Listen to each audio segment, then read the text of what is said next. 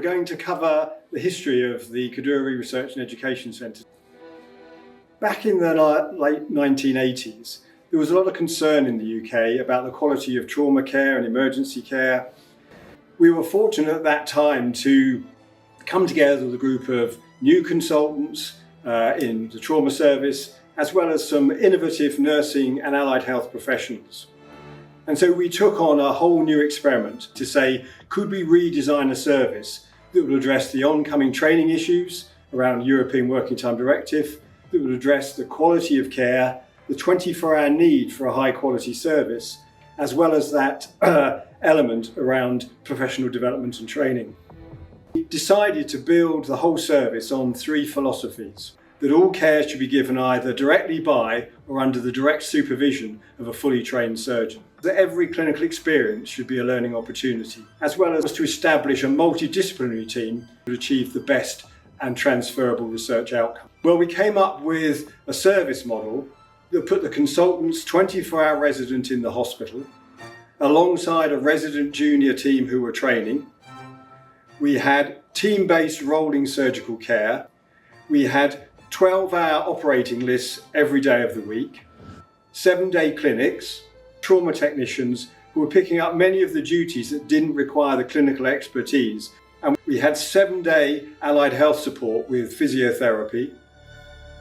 We have developed a portfolio of work around patient and staff experiences and the nursing culture, looking specifically within trauma care, in order to expand the multidisciplinary base of our research, to enable the consultant staff to run their 24-hour cover, and they could enable patients to get the best quality care. The second phase of our project was to establish something called the Critical Care Initiative. We looked to create a research and education centre, and that became the Kadoorie Centre. And that was after the very generous donation of Sir Michael Kadoorie.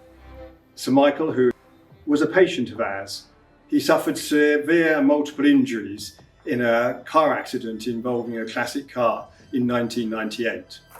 It was his experience of going through our service that led to him agreeing to fund the work that we're doing, but also to go on over the years and fund various other initiatives.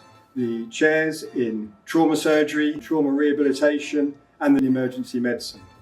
And that has really grown from a very small beginning to what is now a highly successful research unit with many academics and a great track record of effective research output. The current team has grown enormously. There's now nearly 100 people working in the unit. No matter how big the group gets, we will stay true to the guiding principles of the people who set up the Kadoorie Centre and the Oxford Trauma and Emergency Care Group. We're working with the Global Health Injury Group in Sub-Saharan Africa to look at severe injuries after motor vehicle accident, but also looking at the care of older people in South and Southeast Asia, particularly patients with hip fractures. So the philosophical approach of the unit will hopefully benefit people now around the world and not just in the UK.